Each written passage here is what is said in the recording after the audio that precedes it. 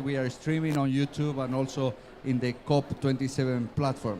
So I'm very happy to kick off this session. We have our moderator on his way, and this session is about a very important topic. As you know, in the morning we initiated to an opening session where actually some of the leaders, organizations that are implementing or helping countries to implement policies are looking into what is needed and helping and assisting countries on building the roadmaps on this energy transition. After that, we have a number of sessions that we're looking into where do we have the demand, what industry and private sector is doing to express this demand, and then we also discuss on a number of subsequent sessions, what is the status and the state of art in terms of implementation of technologies, implementation of enabling actors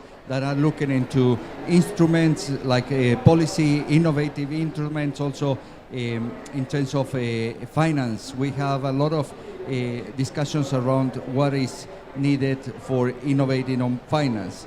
So in these sessions, we will be looking to projects X is Power to X, and this is a e-sync and e-fuel discussion. This will be a moderated panel. We are contacting also some online speakers, so we will have Rosilena and Lindo connecting from Panama to tell us more about their plans, the roadmap, moving forward with the strategies to have a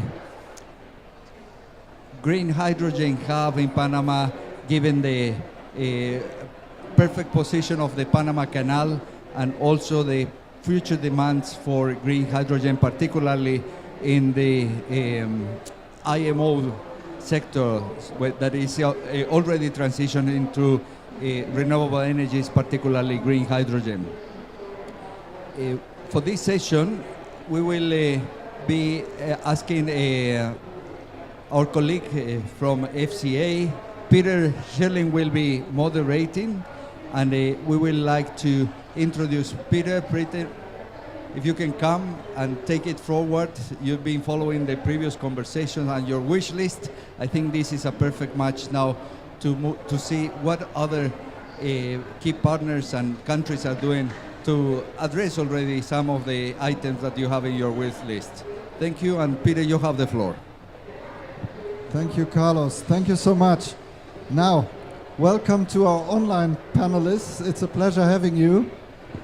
I have to be honest, two problems. One, my voice is going away. I sound like a 13-year-old who's getting the deeper voice, you know, the Stimmbruch in German. Problem number two, we had a misunderstanding on this panel in terms of moderation, so I'm not fully prepared who is everybody who is on this panel and what the core focus is. But there's great speakers on the panel, so we'll make it an excellent panel. And we've had excellent presentation and improvised dialogues on this so forth. So I would kindly ask my team, or the team of the Global Innovation Hub, to write down all of the participants' names once more, or maybe yeah. I can grab your... I can jump in. Actually, we can co-moderate.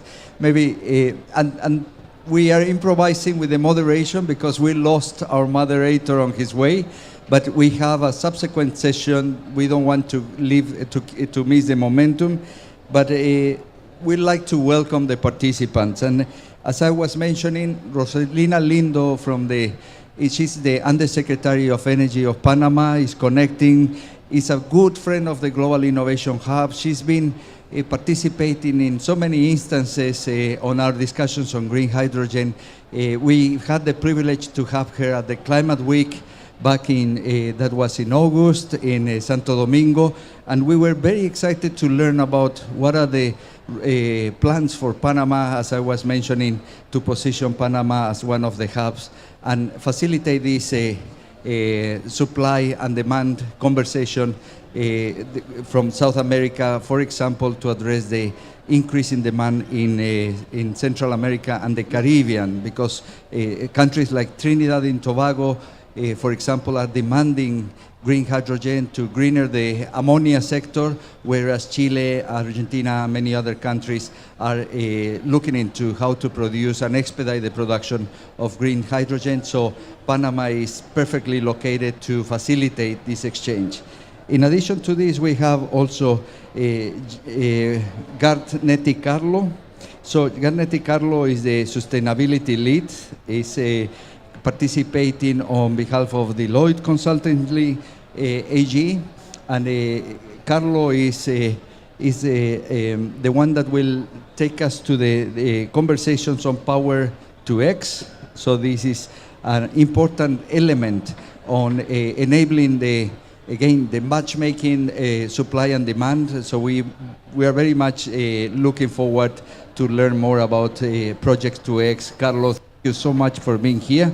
And with that, I would like to kick off the round of questions, and then maybe you can follow up on some of them. Peter? Carlos, thank you very much for jumping in, and the team was so kind to provide me with the list. Thank you everybody for joining. May I kick off with the first question? Go ahead. Because I have one. You were mentioning the exceptional role and location of Panama, the country of Panama. So I would kindly ask Rosilena Lindo, who is joining us via live stream, on her current view. We've been discussing all day the potential of specific countries for the hydrogen economy and for scaling the production of hydrogen, but also follow-up products on synthetic fuels, derivatives of hydrogen, transport logistics. We've had a minister from the state of Germany here. Please share a perspective from Panama and take it to Sharm el-Sheikh. What is Panama's role in transferring difficult industries to hydrogen? Hello, good afternoon to everybody. It's a pleasure to be with you today. And I really would like to bring the Panama story related to green hydrogen and what we are doing locally in order to impact globally. And just for Panama, is our main goal is to position our country as one of the global green hydrogen routes through the construction of a wide variety of policy instruments, regulatory framework, and promotion of investment in storage, infrastructure, production of green hydrogen and its derivative, but together with logistics services that offer low greenhouse gas emissions. And that's taking into consideration the potential that Panama has, all the renewables that we are able to deploy here. It's important to recognize that the potential to produce hydrogen in Panama is important considering our size. We are expecting to produce around 4 million tons yearly by 2040, and our green hydrogen strategy that is under preparation, because we launched a green hydrogen roadmap at the beginning of this year in January, and we want to launch the strategy scaling up that route that we defined 10 months ago. Says, I'm making here a spoiler alert, that we want to be producing around 500,000 tons of green hydrogen for 2030 in order to create a hub. But we want to create a hub with considering the potential and the plans of the Latin American and the Caribbean countries, not only to produce our local green hydrogen and derivative, but also to receive here in Panama green hydrogen, green ammonia, green e-kerosene, e-methanol, and so on, in order not only to facilitate its transit to other markets, but also to be used here for the transport sector and to be sold here for the maritime sector and for the aviation sector. And we have made some calculations, and for Panama, we are expecting that 1/3 of the total green hydrogen that is going to be exported globally is going to pass through the Panama Canal. And why Panama? Why a hub? For considering that we have a hydrological patrimony that represent 0.1% of our superficial fresh water globally, and we are the Central American place with the highest record of precipitation, with more than 7,000 liters per square meter. And also we have our Atlantic and Pacific ports that facilitate the connectivity, with more than 1,920 ports in 180 countries around the world. And also including that Panama is connecting around 70 destinations and 31 countries with our air hub. We do see here an opportunity not only to use and decarbonize our economy, but also with the specific political tools influence the creation of a global demand in the maritime sector and in the aviation sector to use green hydrogen and the other carriers. Thank you so much, Carlos. Your turn. I will jump in. Thank you so much, Rosilena, and this is an excellent update. Before jumping to Carlo, a follow-up question to you, Rosilena. One of the key angles that we would like to promote in these discussions today is the discussion around just transition, and this has to do much with repurposing the existing infrastructure, repurposing the existing capacities. We know that Panama has been already instrumental facilitating the market exchanges through the canal. In this new hub on green hydrogen, to which extent you can use the existing infrastructure, for example, on bunker fuels, on existing maritime industry. You mentioned also the Corsia, etc. What is this infrastructure that is currently based on oil and gas to be now transition or adapted to the use of green hydrogens? And thank you for the question, and it's a very important question because right now we are doing the estimations in order to evaluate how much will be the investment required in order to adapt the current hydrocarbon infrastructure that is located here in Panama. But for us, one of the things that is going to be the key of our policy instruments that is going to be ready to be presented to the Congress at the beginning of 23 is that we are creating a draft of a legal framework for green hydrogen where we support not only the chief of the expansion of the current fossil fuel free zones in order to be more adaptive to become green hydrogen and carriers in free zones. And that's mean that exactly right now where the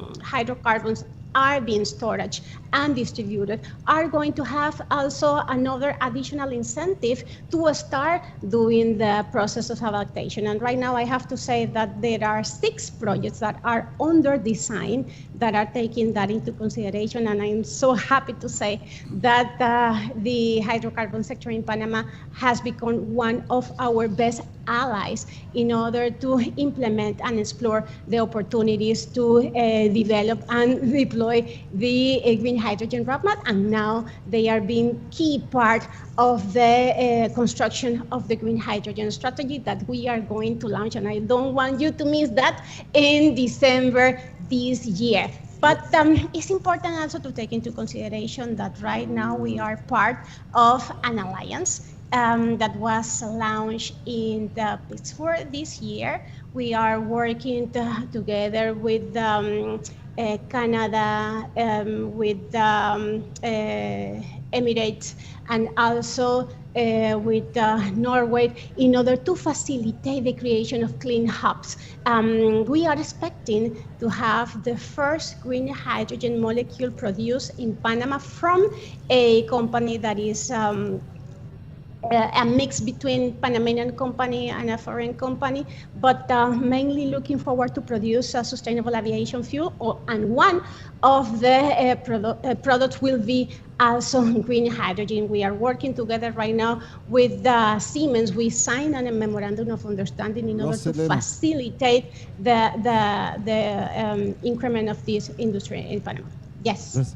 Thank you so much. What a flow of positive energy from Panama here into Egypt. We are excited about it. Minding, yeah, we are. Great. Thank you for this. We'll come back to you later, but minding, we have 2 on-site participants as well. We would like to come, thank you for this overview, to Carlo with a question. And that is, you are leading the sustainability in Deloitte, in the consulting company Deloitte, and with a lot of activities. Now you have projects internationally.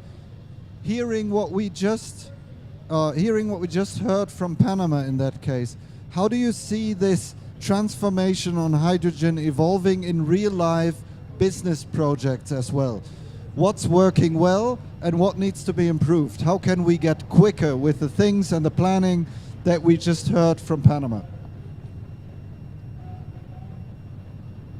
Thank you for the question, and indeed I reconfirm it's wonderful to hear the energy of Rosilena, and I have to say all the different actors and players that I've met in the past months around the topic of Power to X that pretty much stands for transforming and utilizing the renewable energy for the creation of green fuels and in a way that the energy can be stored, that can be reused. So the challenge that you mentioned on what's getting in the way for this to scale up and to launch and to become the new norm is indeed at the center of one of the initiatives we have witnessed recently in Switzerland, when the Swiss government with a foundation called the GESDA decided to study on an initiative called the Decarbonization Accelerator.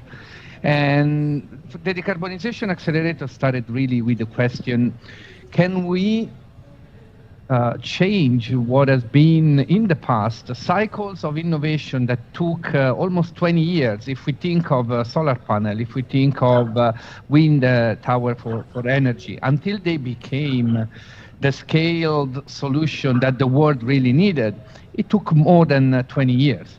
Now, we are innovating in a context where there is a huge sense of urgency of bringing these technologies and these solutions to market much faster. We cannot afford 20 years. We need the cycles of 3 years, 3 to 5 years. So what is the real challenge? The real challenge is that we have to be able to operate beyond the forces of the normal market, because if we wait for the normal market to let this happen, I'm afraid, we are all afraid that it will take decades again. So how do you, in quotes, how do you hack the system? How do you make it in a way that you can speed up the system? And what we have identified as ecosystem and system solutions is really, on one side, do the full due diligent work on identifying what are the right technologies, what do they need to be approved and to be up to what the regulation and policy and safety need them to be. But on the other side, what does the ecosystem need from a political, from an investment, economic and financial, from a technology point of view, from standards, from regulation, from cultural behavior as well? What does the system need to actually bring these technologies to life and solutions to life in short cycles? And so the main answer is, can we focus alignment? So in a system, can we identify who are the decision maker, who has the authority, who has the knowledge, who has the competence, list them down, create the ecosystem, and work together rules for that ecosystem that can accelerate the change? Because unfortunately, our systems today, they're not necessarily designed for scaling up solution in such a short cycles. So we need initiatives, we need will, and that's as a Deloitte, as a consulting company, we also finding ourselves a new role in a way where we used to consult individual companies, while today we feel our role can be more of a system orchestrator. How can we help an ecosystem, a system of public and private, to actually get together and accelerate the solution? So that's maybe a first answer to your question. Thank you very much, Carlo. Now we need Carlos to re-access his mic. Yeah. Thank you, Peter. And Carlo, thank you very much for these insights. And so we were very privileged to have Deloitte in our previous discussions, and also providing the linkages and the bridge in the developments between, of course, the public sector and private sector. And these points that you flag are very important. We learned in a previous event that Peter and myself took place that permitting, for example, environmental permitting, is not fit for purpose as it is. So if we are to increase ambition and to move with projects like the one Rosilena was mentioning, adapting the current infrastructure, some countries in Europe requires 19 years. That was, they mentioned 19 years to get the environmental permits that are required before start implementing the project. So we really need to understand what is the innovation space here to build these innovative instruments in terms of policy, regulation, certification schemes, and so on and so forth, to make this happen at the pace that is required and aligned with the commitments towards a clean energy transition. We will come back to you, Carlo, but now I would like to invite, we have with us Thomas Wu. He is a very good friend of the Global Innovation Hub. He's a practitioner that has been leading discussions on how to develop and bring the development agenda connecting to green hydrogen, particularly in Africa, creating the bridges with the markets, the Europe, and also a good understanding of the dynamics in Asia. So I'd like to invite Thomas. Thomas, please, if you can come and deliver your presentation.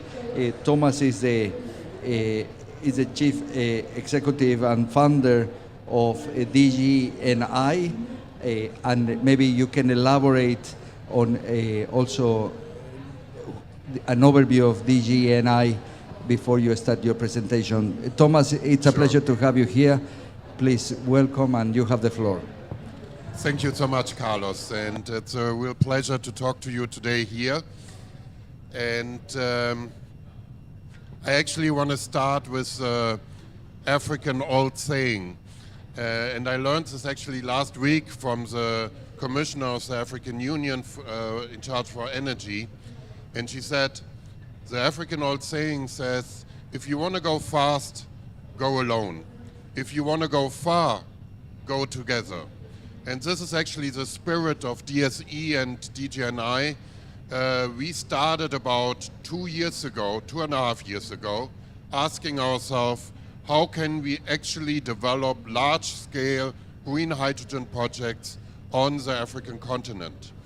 And we saw already 2.5 years ago, it is not the African countries who are supporting us in our efforts.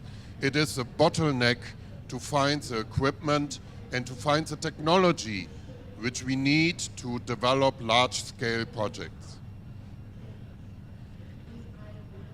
So that's why we started together with Steinbeis University and with the Export Academy from Baden-Württemberg to form a consortium out of now more than 22 companies, putting technologies together, having a holistic approach and understanding what is needed for the entire value chain of green hydrogen.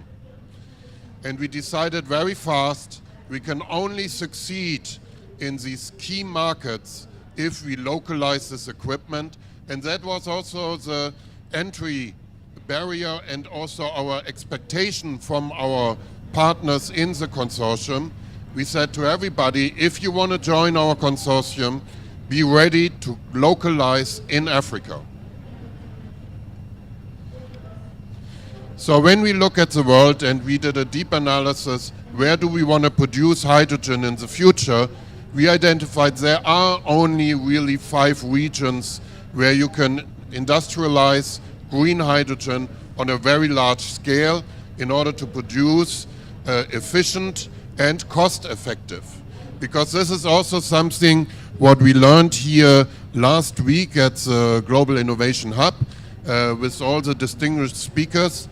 The key message of last week was, if you want to go into renewable energies, you know, you need to watch the cost.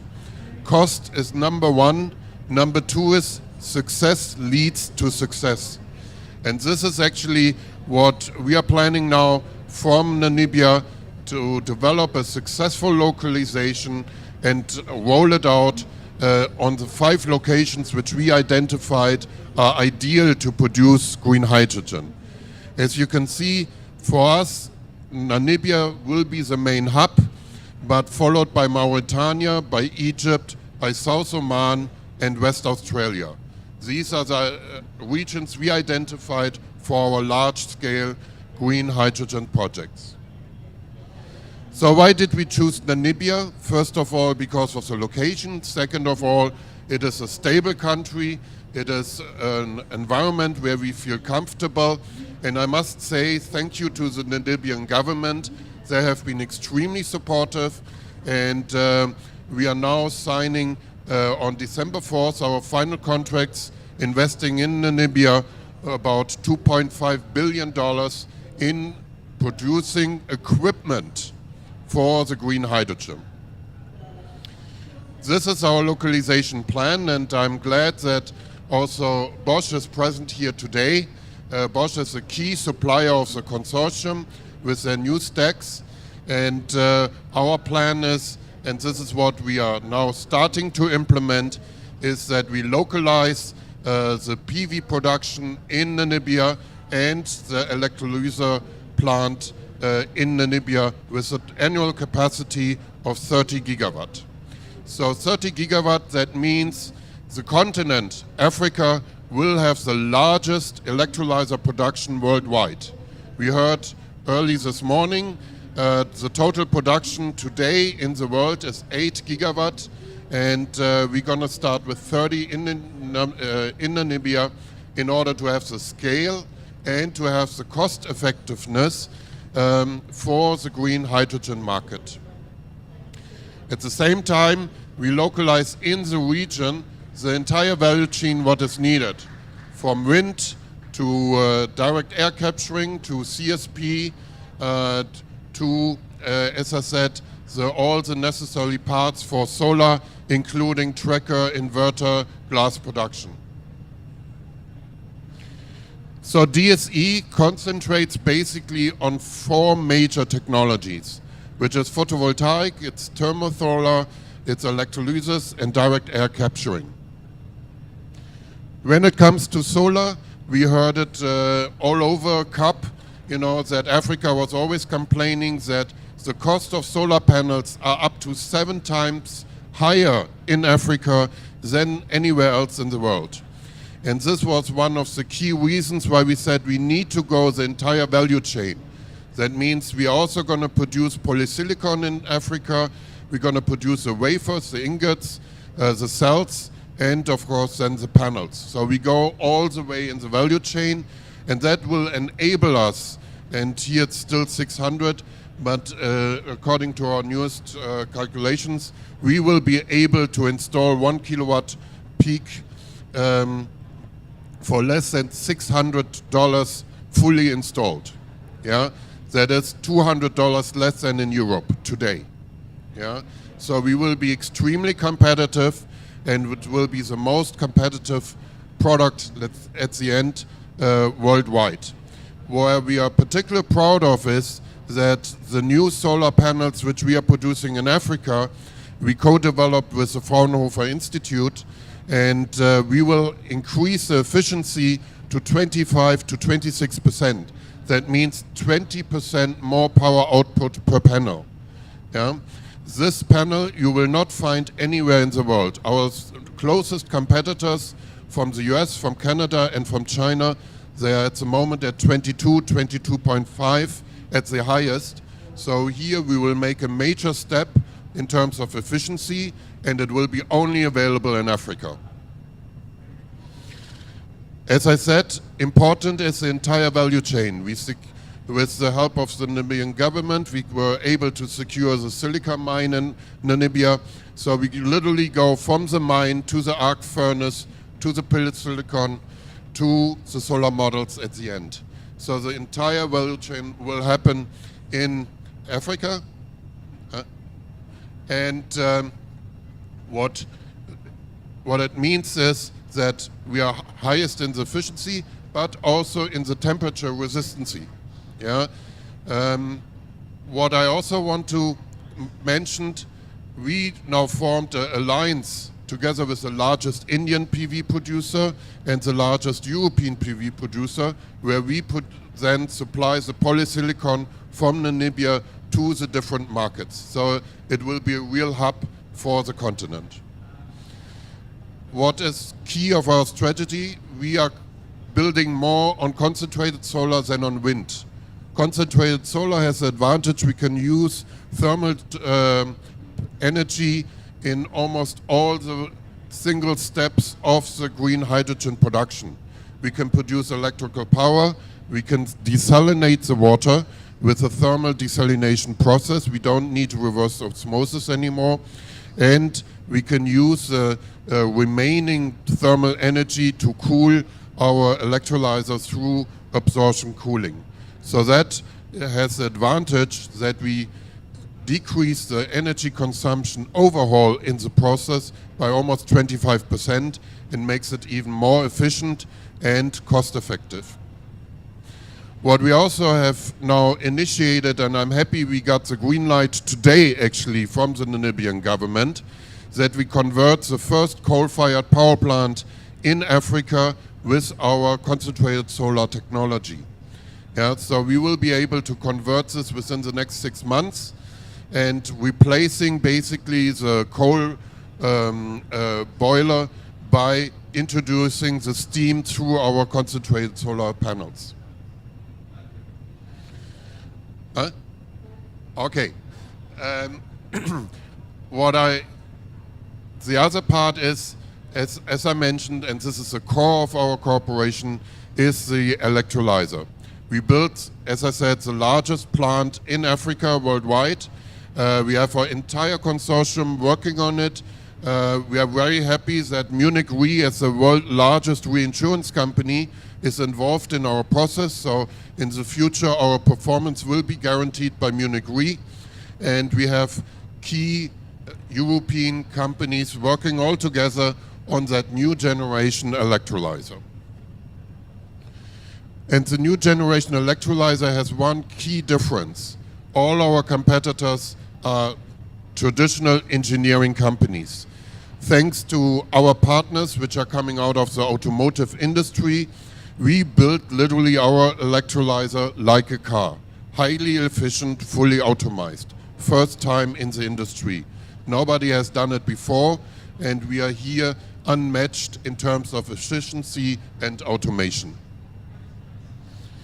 Which means, in combination, our high-end solar panels with fully automated produced electrolyzer, we will be cost leader in the industry, and we will be able to produce green hydrogen.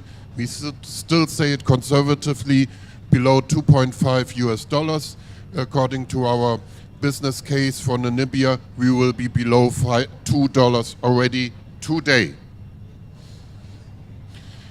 The other technology which we are particularly proud of, and I think this will play a major role in the world when it comes to climate change, we have a breakthrough technology when it comes to capturing CO2 out of the atmosphere.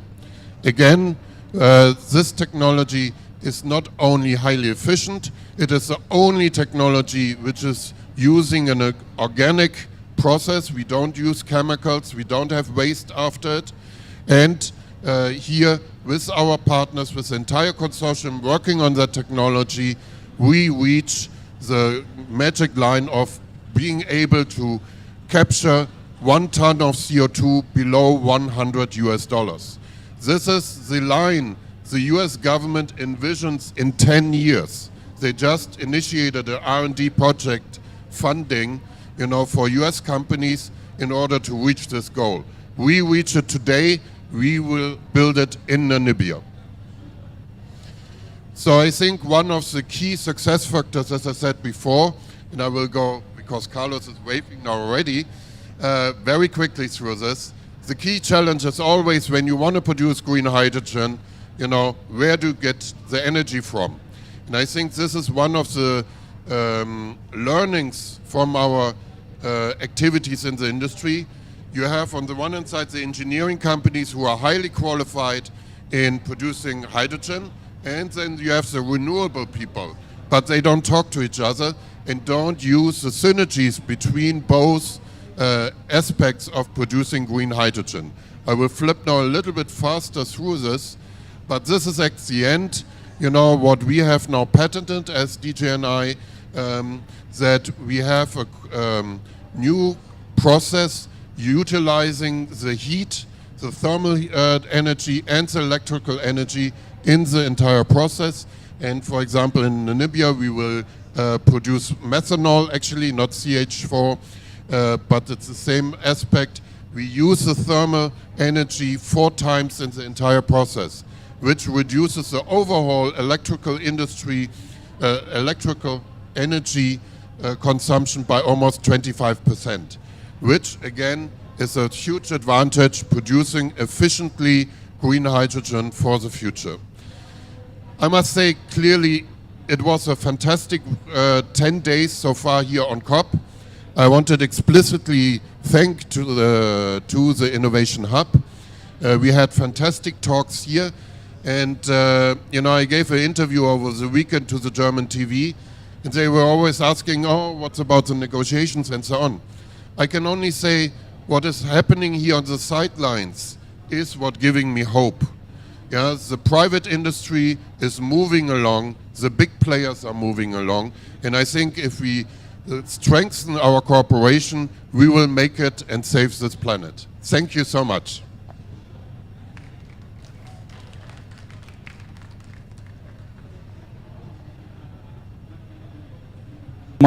Thank you, Thomas. Don't go far. We will invite another on-site panelist to join us, and then we will conduct a panel discussion. I would like to invite Frank Obrist. Thank you, Mr. Obrist, for being with us today. Frank Obrist is President and CEO of Obrist Technologies. Obrist Technologies is an Austrian company very much looking into automotive solutions. They are instrumental on development of technological solutions that are aligned with the SDGs, with the sustainability, and we would like to learn more about your technologies. Mr. Frank Obrist, you have the floor. Yeah, thank you very much for inviting me, and let's go further to the presentation. Oh, yes, thank you very much. Yeah, let's start. Last year we could present this car, and it's a unique thing because it's the world's first car who has a climate positive fuel inside, and the car is driving now in a negative CO2 emission. And I was proud that also Dr. Müller, now the General Secretary of the UNIDO, visited us, and we showed our technology with these cars already. And I would like to explain why it is so important to be negative in the CO2 concentration. And look at these unbelievable numbers. Humankind has released so much carbon over the last 60 years. Yes, I know it's maybe 150, but the grandfather was not so involved in this problem. We did it. And this mountain of pure carbon has a height of around 7,000 meters. And it is obvious, if we did all this, we are also responsible for removing all this carbon out of the atmosphere. So we do need a technology to get rid of this problem. So my mission is to free humankind from fossil energy, because that's the first important step, because global warming, the biggest problem on Earth, is created by this huge amount of fossil carbon in the air, so the CO2 is in the air. And now, in the last line, there is a need for a new global energy carrier, because if gas, oil, and coal is gone, which is the new energy carrier then for the next centuries to come now? And here it is one solution, and it goes absolutely in line with Mr. Wu's presentation. So out of solar energy, we will split water in hydrogen, and hydrogen is the key for our future, for humankind's future. The only thing here is we have to catch also CO2 out of the atmosphere. And then, if we have these two things, we can liquefy hydrogen in the easiest and best way. It's methanol. It is, in my opinion, the silver bullet solution and technology for green hydrogen, to carry these hydrogen, these green hydrogen around the world. So E, or the A, methanol out of the atmosphere is the simplest alcohol and is now able to replace fossil coal, crude oil, and also gas together. And now, and that's the new thing, hopefully, Mr. Wu, I can also bring to your table. It is the sea-sink technology, because we saw with the mountain that there must be a technology to reduce actively in a high volume carbon out of the atmosphere. And why it is so important? Because today we are black, we are creating the problem, we are the problem causer. And in the future, we will be the problem solvers. So here is in one slide showing what this technology combines. It is photovoltaic in really large scale, splitting water into hydrogen and oxygen and catching on one side CO2 out of the atmosphere. And if you have then hydrogen and CO2, you can create easily these A-methanol. You see also in the letters. And this is now creating the new energy carrier to get the energy from the solar belt on Earth around the globe. And what's the beauty of this solution? The pipelines already exist, the ships already exist, and the fuel stations already exist. And we can use it also in airplanes, in ships, and trucks, and also in public mobility. And we showed this already with our car. But the most important thing is here energy generation. If gas or oil is gone, which is the energy provider for these unbelievable huge energy generations?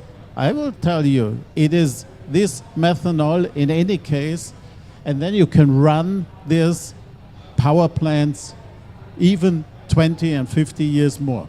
But now the most important thing is, if we are using maybe 10% of the photovoltaic energy to split CO2 in carbon and oxygen, then you come to a sea-sink. And this is now the new way of thinking.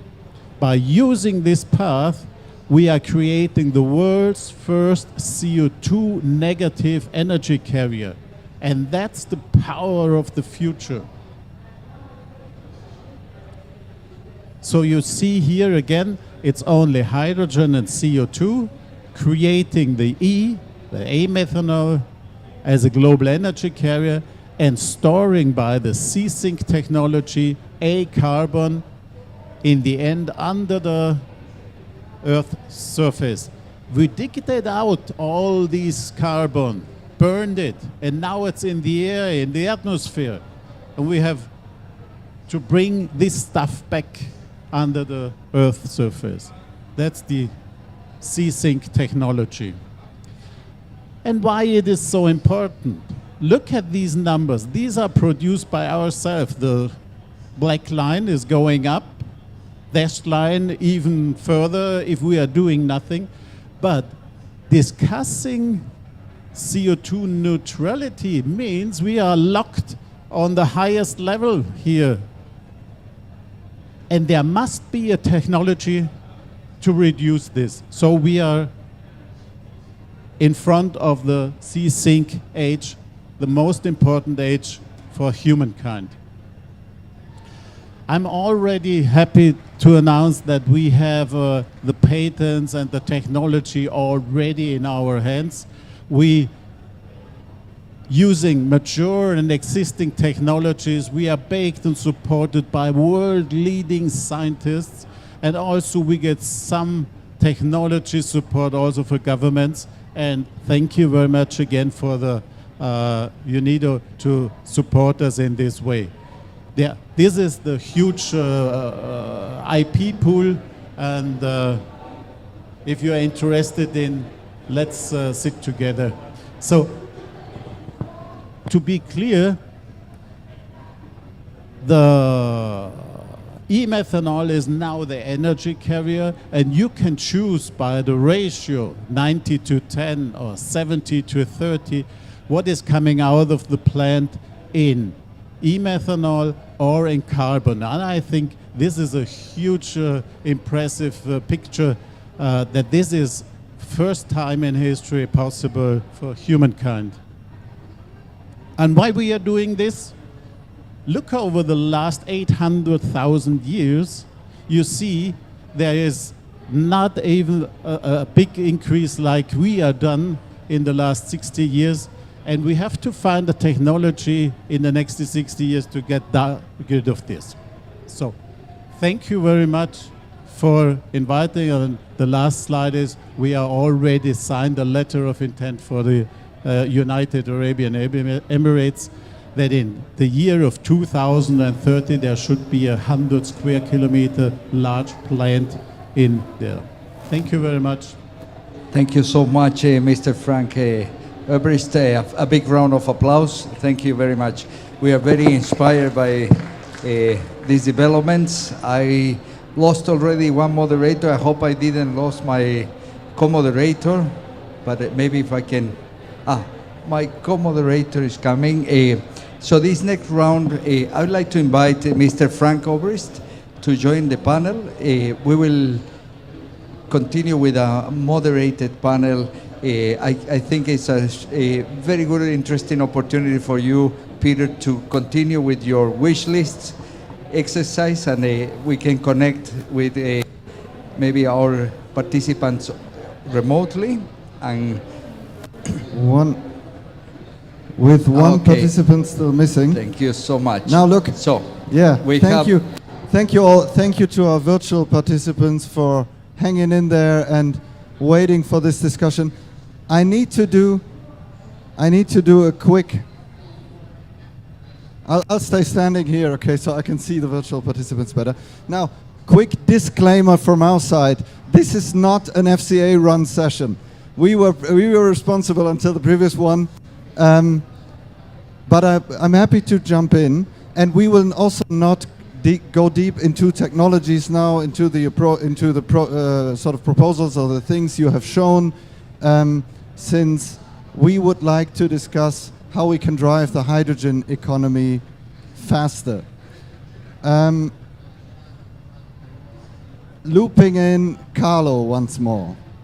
Carlo, you've seen 2 presentations right now. You've been able to follow this with, we're not going to go into detail as I said, but which are the most exciting technologies you see right now being developed on projects you do when it comes to hydrogen that actually fly? So where do you see the largest potential? Is it in driving down electrolyzer cost? Is it in driving down the cost of renewables first, of scouting new locations for renewables? Or is it technologies in earlier TRLs, maybe in laboratories? If you advise clients, if you work with clients, what's the most exciting stories in hydrogen? Thank you for the question. Unfortunately, from the remote station, I couldn't really see the presentations, but I could hear it all. I'm not necessarily in a position to really give you a well-researched answer, except anecdotal. We are doing several work on reducing the cost of renewable energy, indeed, to pick one of the one that you have listed. But we not only looking at reducing the cost, we also looking at helping, for instance, both solar panel and wind towers to become a solution that eventually we don't have to regret in 20 years from now, because we've seen first generation of solar panels, for instance, being designed, and of course, with the knowledge that we had at that time, but being designed in a way that are mostly ending up in the landfill today.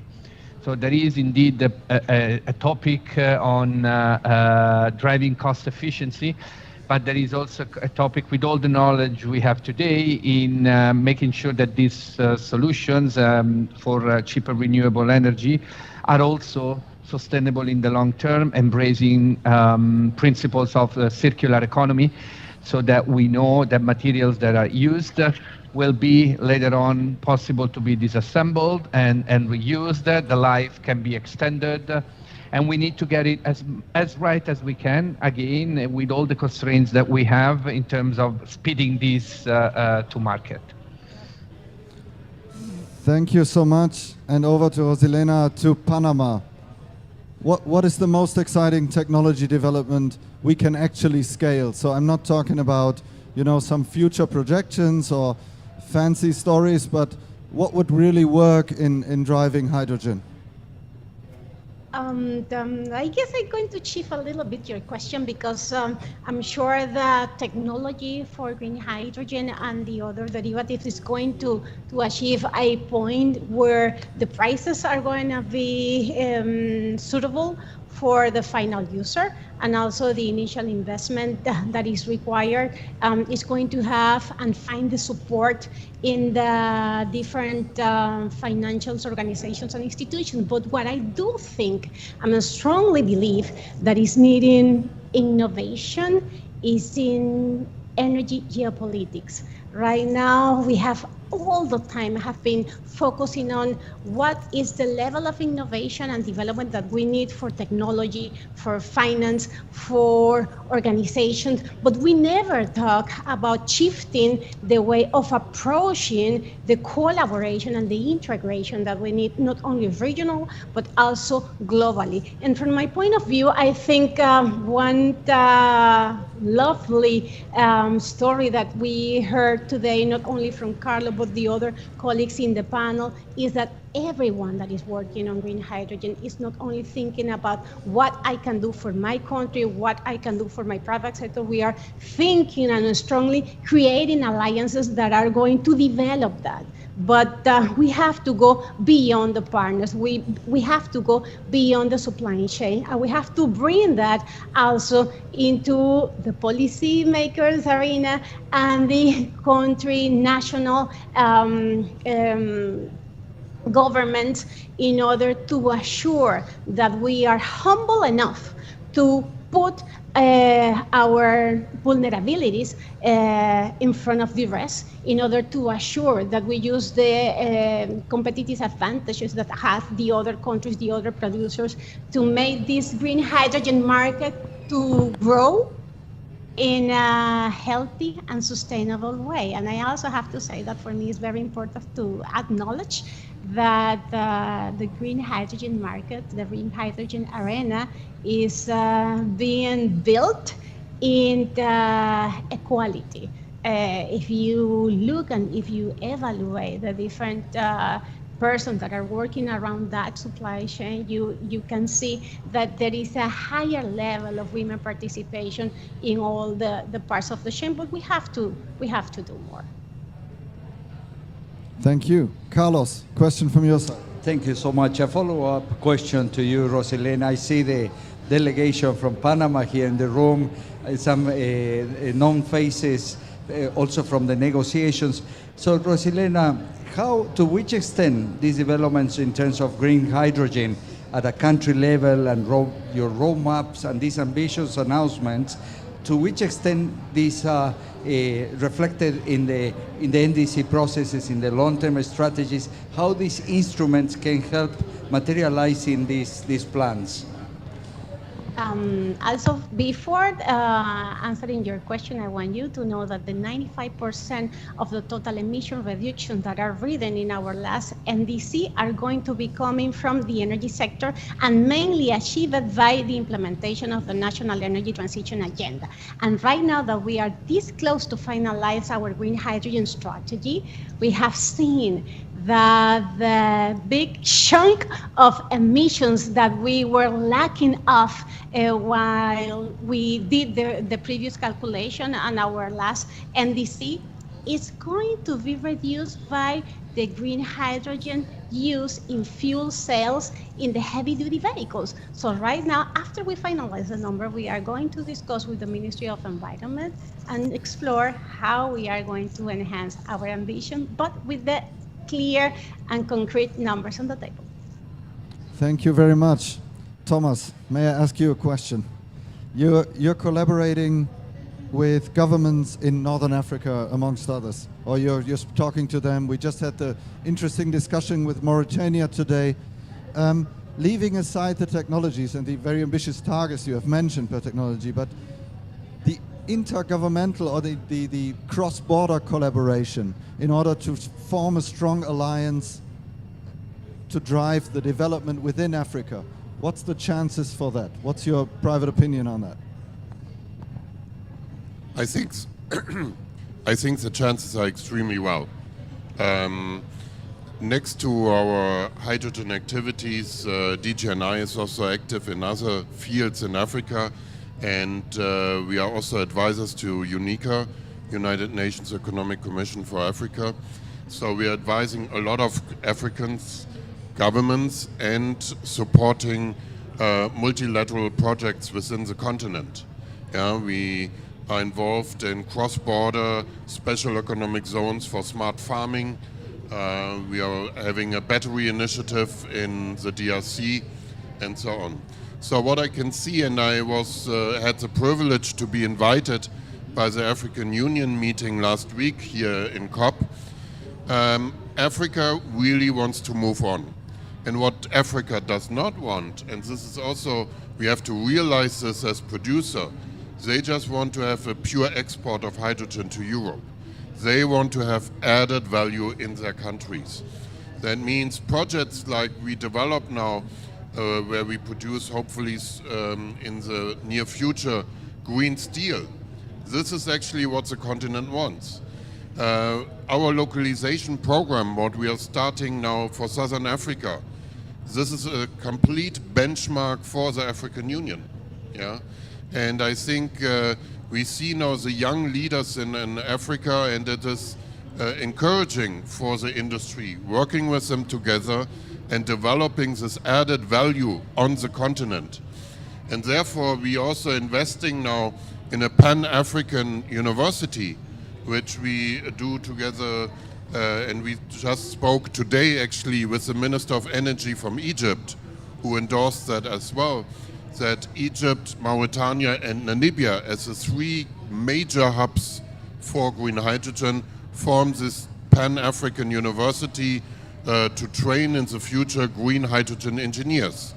So the cooperation on the continent, I think, is progressing, and I think the African Union is a great supporter of this joint approach of the continent becoming a leader in green hydrogen. Thank you so much. Going over to Frank, if I may. We have, and Carlos has mentioned it in his talk, we have started this tradition, we have improvised on this tradition today of adding wishes to a wish list in order to drive the hydrogen economy. So leaving aside your own technology, which I said we were not able to review or do a check on in advance, but if you look at synthetic fuels, if you look at in general, so looking at it from a bird's eye perspective, I would like to give you the floor first with your three wishes. You run into the Chancellor of Germany, or you run into Ursula von der Leyen. What should she do to accelerate the hydrogen economy, in particular also for the heavy industry segment? So for everywhere where we need hydrogen most, which would be your recommendations based on your experience? Yeah, my wishes would be to realize what is the big goal in the future, and moving now in a way forward that this could be supported as much as possible, so reducing this carbon. And you see immediately that the green hydrogen is one of the key elements to realize all this stuff. But there is the problem that the Paris Agreement is way too short thinking, because when you see this mountain again, there's so much we have to get rid of this stuff. So implementing in the way of thinking these new solutions would be one of a very key element for my wishes, and then promoting the green hydrogen and carrying it in a liquid, sustainable, nice solution around the world. And so I'm really also proud that Africa will become a new energy supplier for the next centuries to come. And that's a big change in the way of thinking,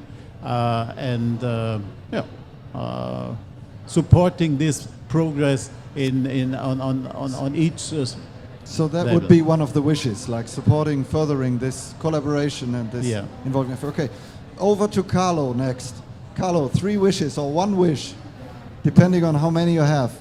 How can we become quicker? We're too slow.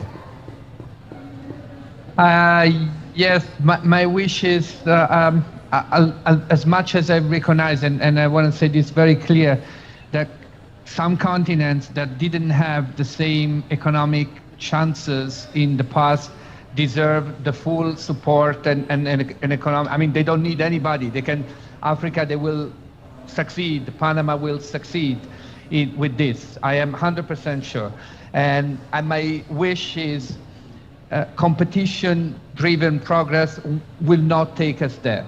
We need healthy competition, yes, but we need to top it up with a new ability to collaborate and partner up, or we will fail like other continents have failed in the past in moving forward, not thinking of the collaboration aspect. So it's again the same wish, collaboration.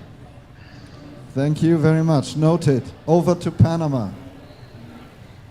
I have three wishes. My first wish that won't be, I don't want anybody that is working in the green hydrogen arena to have only a wish. That wish has to come with a plan, with an action plan, with a detailed implementation guides, and for every single sector. I guess it's very, very important not only to have clear where we want to go, but how we are going to do the step-by-step in order to achieve that. The second wish is that it is important to accelerate the financial mechanisms that are going to be diverse of the financial mechanism that we do know for the other type of investment in technology.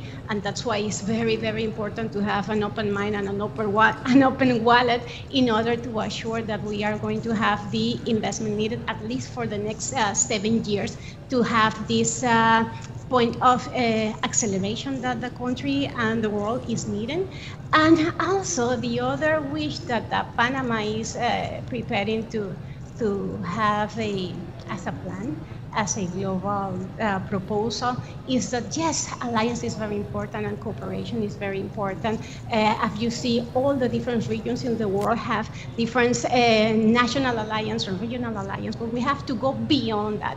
And that's why right now we are preparing a document in order to create an organization that is going to welcome everybody that is working on the green hydrogen arena, not only the producers, not only the buyers, not only the ones that are going to be in the supply chain. We are going to expecting to have this proposal very soon, and we are calling that so far the Hydrogen International Trade Organization. And when you put the abbreviation in Spanish, that is called ITO.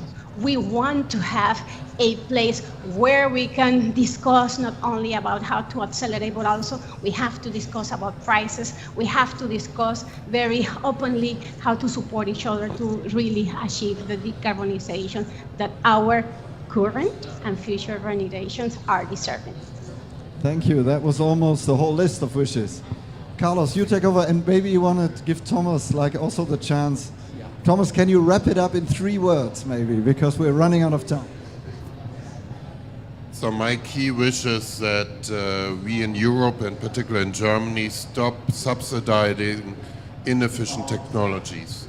I think it will only help the industry if we focus on cost reduction and efficiency. It makes no sense to subsidize inefficient hydrogen plants throughout Europe. Producing hydrogen for $5 a kg makes no sense and will require continuous subsidies for the next 10 years to go. And it will not help us in the competition with China. We need to focus on reducing cost. Thank you. That's my big wish. Thank you so much.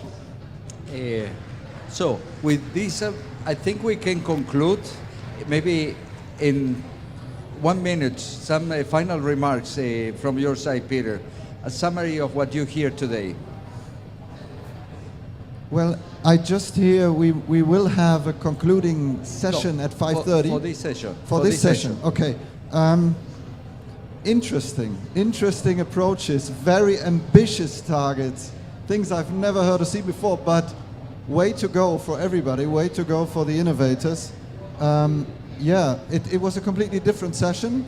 It was very interesting to hear these 4 perspectives from across the world, basically. And I think what we should take from this is let's develop solutions that fly, that are authentic, that make sense, and yeah, let's develop hydrogen faster. I mean, let's support the developers, and those who can or might want to join online. There'll be final takeaways from all the sessions at 5:30 today. Carlos, last word on your set.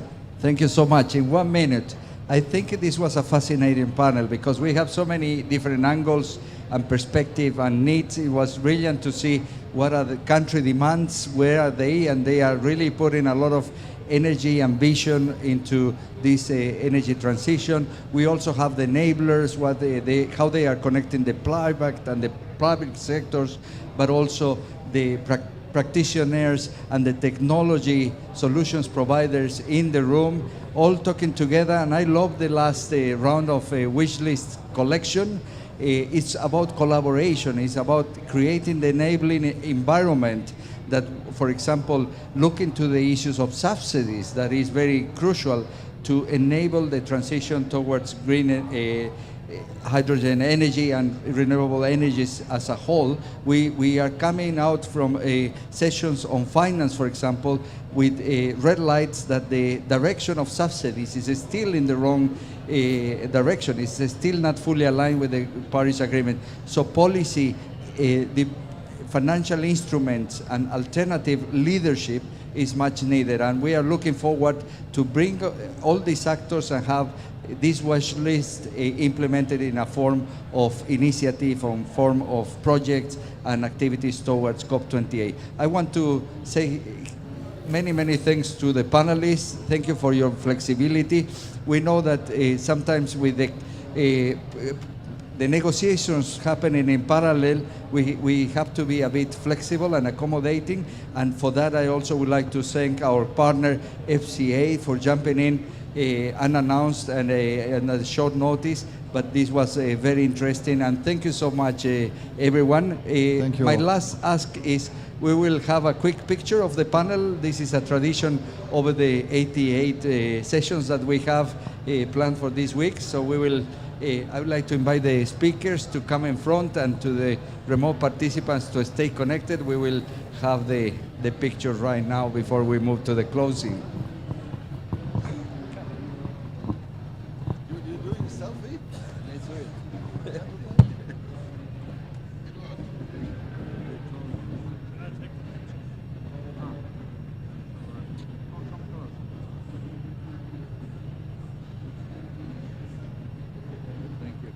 Thank you so much.